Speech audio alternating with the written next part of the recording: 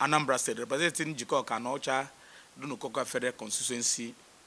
My immediate left is my elder brother, Honorable Famo Gene, representing the Obaru Federal Constituency, who is a caucus leader for Labour Party, House of Rep, the whole country. Honorable Idu Emeka is the honorable member representing Onitsha, North Onitsha Federal Constituency of Labour Party. Honorable Maipi Anekwe Udogayala. Anekwe is a surname representing myself and the group of Anambra East Anambra West Federal Constituency. While we're here, as I said, some of our colleagues were not because Labour Party, we have more than enough number in the nation, we have the majority in the National Assembly. So far, Anambra State caucus is concerned.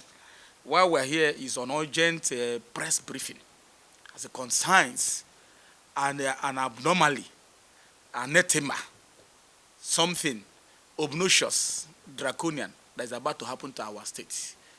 You will recall that Anambra State has existed. Anambra State, Abuja-led government has been in power for 18 years and 5 months or more than. And for that 18 years and 5 months, only election conducted in Anambra State was the one conducted by Mr. P2B, 2014 January. That was only election, local government election, Abuja government conducted in the 18 years and 5 months of existence of Abuja. And those will spend 2 or 3 years after that, no elected executive in Anambra State. That means for the past 10 years and some months, no elected executive now. Incidentally, the Supreme Court judgment came on July 11th. That now forced my governor, my very senior friend, Professor Soludo, to quickly run. He ran to State Assembly with the amendments, which I don't want to comment now, because that thing is a subject already, is a subject of litigation already, to conduct the so-called local government election. He has conducted his local government the way he understood what election should be conducted. That was last Saturday. But that is not why the purpose of this press conference. The purpose of the press conference that those people, he said, that they have been elected, they have emerged. It's the court that will determine whether they follow the due process or not. As I said, the matter is already in court. The why we are here is to tell the whole world that Anambra State, that is witnessing the highest level of insecurity in Nigeria as of today. Anambra State, the only state in Nigeria that has existed for 10 years without democratically elected people at the last tier of government, third tier that is close to the people. Now, because of the Supreme Court judgment, with the federal government led by Ahmed Bola Tinubu, we know we're opposition people, but we're happy with the judgment. We're happy with the pronouncement of the judgment.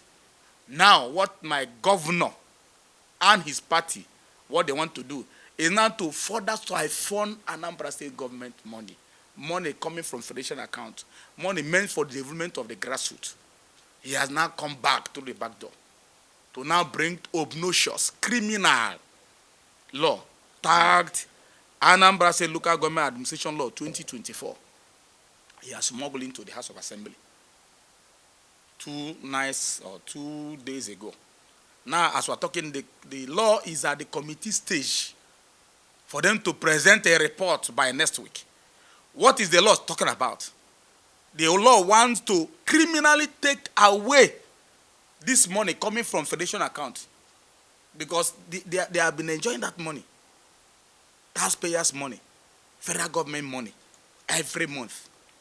Money meant for the development of the grassroots. So what my governor and his cohorts have done now is to bring the law to rubbish the Supreme Court judgment, which every Nigerian applauded, that has granted a full autonomy to local government. Now, this law has some provisions, but we now highlighted some major provisions. One, there's a provision, section 13 of this said Anambra said law, which they want the House of Assembly to pass for them. They want to create, indirectly, to create joint account again, so that this money will come from Abuja. They will still collect the money, and you still use the money what you want to use to do. Now, recall that, as I say, that Justice Agim Emmanuel, who of the Supreme Court, who read the lead judgment or wrote the lead judgment, in page 54 and page 54, 55, 54, and also page 46 of this Supreme Court judgment, landmark judgment, where he granted relief 9. In this relief 9, he was talking about the powers of the people elected at the local government to make use of their money. Let me read. So that you understand the gravity of what my governor and the Abuja government want to do. This next section 13 they are proposing says section 13 subsection 1 of the proposed Anambra government administration law 2004 under subheading state joint local government account state that state shall maintain a special account with emphasis called state joint local government account and shall pay into it all allocations from federation to local government of the state. All allocation. All allocation. I read further. Paragraph 2 of that section 13 says, the state shall distribute the fund due to local government as provided in section 1 of section 11 on such terms, and in such manner as programmed by the State House of Assembly. Which State Assembly? This is our assembly. That I don't want to go into the law they made that to govern the conduct of local government, an appendage of the state government. The Supreme Court judgment by Justice Agim in page 55 of the judgment granted relief 12. This relief 12 gave an order of injunction restraining the state government either by themselves, with emphasis, either by themselves or their privies or their by agents or their officials or any name whatsoever from further collecting, receiving, spending on tampering with local government council fund from federation account. So this page 55 of the judgment as read by Justice Agim Emmanuel, which granted a relief 12, has forbidden any name you call it from touching that money meant for the thing. Furthermore, the same Justice of Supreme Court, Justice Emmanuel Agim, in granting relief 9 under page 54 of the same judgment, declared that current practice of states practicing issue of keeping, controlling, managing and disbursing local government allocation from record is unconstitutional and illegal. This is people who saw tomorrow, because this has been the practice. So they know that some governors, like my own governor, that is what they will do. Also, on page 28 of the same judgment as written by Justice Agim, he talked about ownership.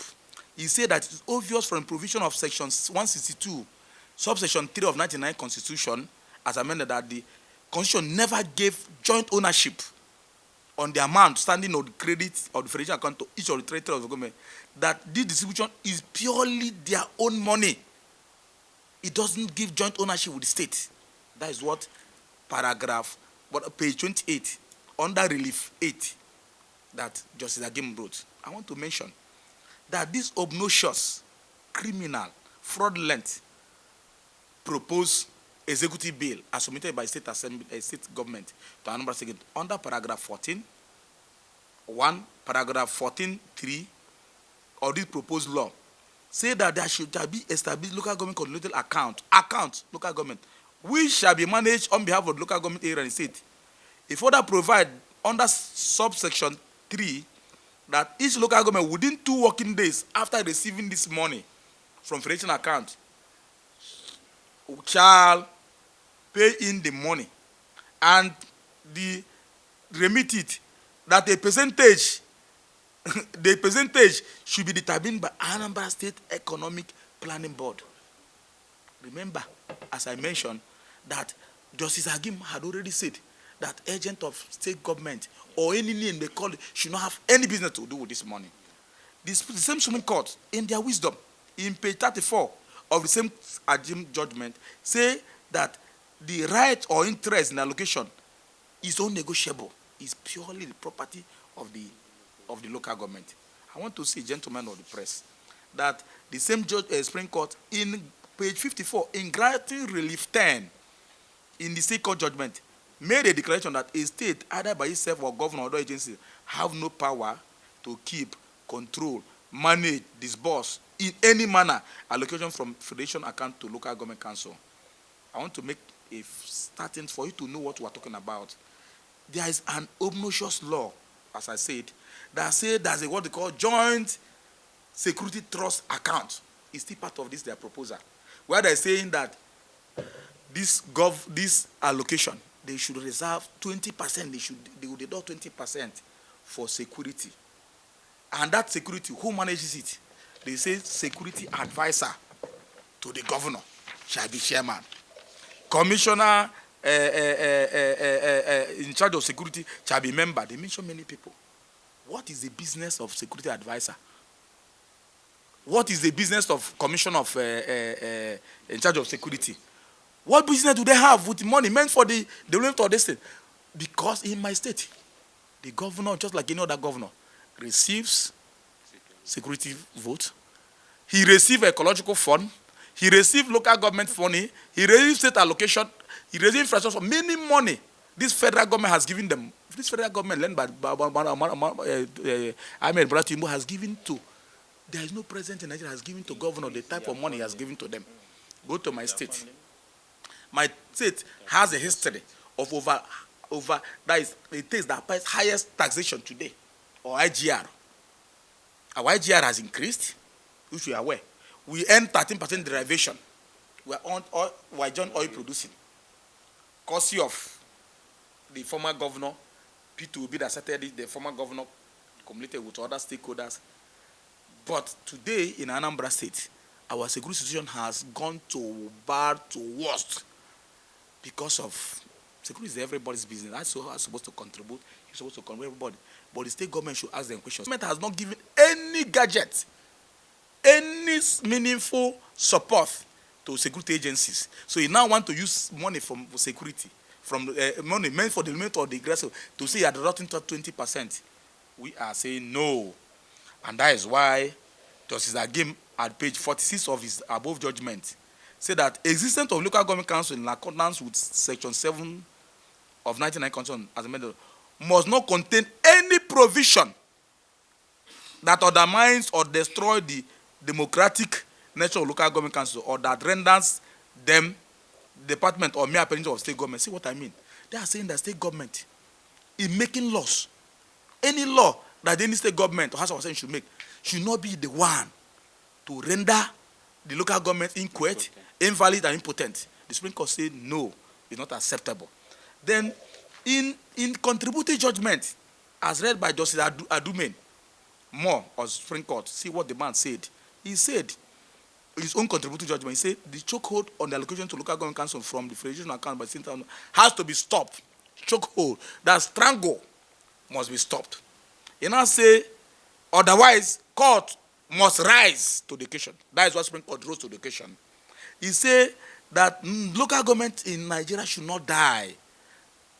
Some of the governors, like my own governor, should not suffocate them, so that they will not go into institution. The local government institution has gone to institution in my state. And that's why I say that local government should not be treated as colonies, conquered colonies of the state government. Then we humble call on my dear big brother, an erudite professor, Soludo, to know that he's holding our mandate. Anambra is not his personal property. We cannot allow him. We will not allow him. By Inspector God, we will not allow him to go and siphon this money. He has siphoned it enough. Abuja government has siphoned our people's money enough. We will not allow him to tamper with this money. He has written names and called the name of election. So be let him swear them in. But to make a law and be deducting, siphon this money again, we will not allow it to.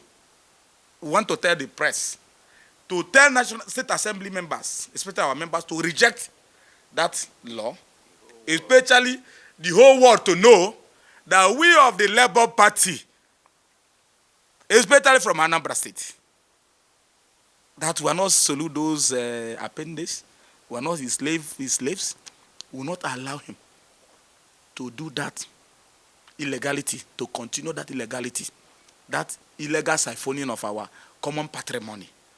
Those people, he wrote their names, they will be sworn in and they will receive their allocation. We will stop at that. We want to alert the world That is what my governor wants to do.